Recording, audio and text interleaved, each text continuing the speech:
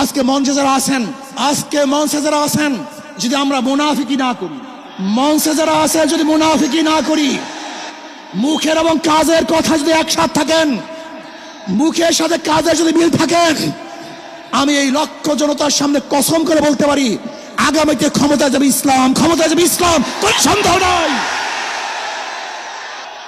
কিন্তু খবরদার যদি মুনাফিকি করি তাহলে এদেশের মানুষ সচেতন হয়েছে, এদেশের মানুষ সব জ্ঞানী হয়ে গেছে। বিশ্বাস করবেন না, একজন রিক্সাওয়ালা, ঠেলাওয়ালা, কুলি মজদুরের বক্তব্য শুনলে আমরা আশ্চর্য হয়ে যাই বাংলাদেশের মানুষ কত সচেতন, তারা কত সচেতন হয়েছে। যদি আমরা মুনাফিকি না করি, যদি আমরা ঐক্যবদ্ধ থাকি, বাংলাদেশে একটা বাক্স ইসলামের নামে দিতে পারি। যেরকম আমেরিকা এবং ওই জারস ইসরায়েল ইরানের উপর আক্রমণ করে ভেবেছিল মুহূর্তের মধ্যে নিশ্চিহ্ন করে দিবে, কিন্তু আক্রমণ করার পরে দেখেছে ইরানের গুহার থেকে কোথার থেকে বোম মিজাইল চলে আসছে। আমেরিকা এবং ইসরায়েল যেরকম অনুভব করতে পারে নাই, বাংলাদেশের বুকে যদি একটা বাক্স দেওয়া হয়, বাংলাদেশের ঘরের থেকে এমন মিসাইল বের হবে, এমন বোমা বের হবে, গোটা বাংলাদেশ থেকে, গোটা দুনিয়া থেকে ইসলামের দুশ্মনকে ধ্বংস করে ফেলবে ইনশাআল্লাহ।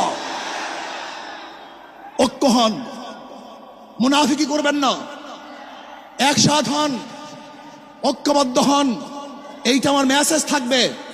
যদি ঐক্যবদ্ধভাবে ক্ষমতার লোভকে সংবরণ করে আমি ক্ষমতায় যেতে চাই না, ইসলামকে ক্ষমতায় নিতে চাই।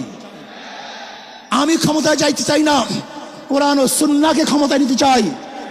যদি আদর্শ লালন করেন, এই নীতি আদর্শ যদি গ্রহণ করেন, ইনশাআল্লাহ নাসরুম মিনাল্লাহি ফাতহুন করিব, অবশ্যিরিস সাবিরিন।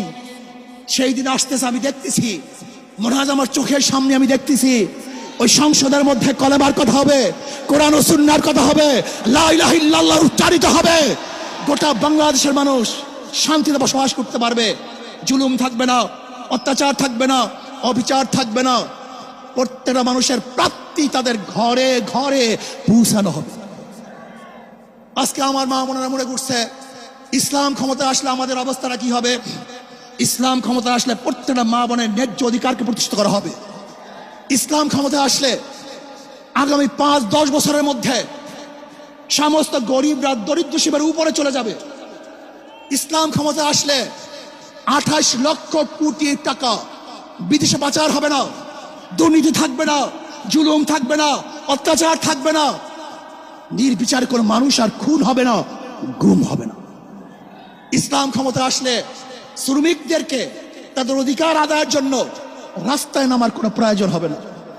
ইসলাম ক্ষমতা আসলে কৃষক, শ্রমিক, মজদুররা তাদের অধিকারকে প্রতিষ্ঠিত করার জন্য ইসলামী সরকার তাদেরকে নিয়ে কমিটি গঠন করে তাদের প্রাপ্তি তাদের কাছে পৌঁছায় দেবে। আসুন ইসলামী হুকুমাত কায়েম করার জন্য আমরা চেষ্টা করব। আজকে আমাদের এই জনসভায় যশোর থেকে আমার কিছু ভাই আসার সময় তারা অ্যাক্সিডেন্ট হয়ে শাহাদাত বরণ করেছে। আল্লাহ তাদেরকে জান্নাতুল ফেরদাউস দান করেন। আমার অনেক ভাইয়েরা আহত অবস্থায় আছে, আল্লাহ পাক তাদেরকে সুস্থ করে দেন।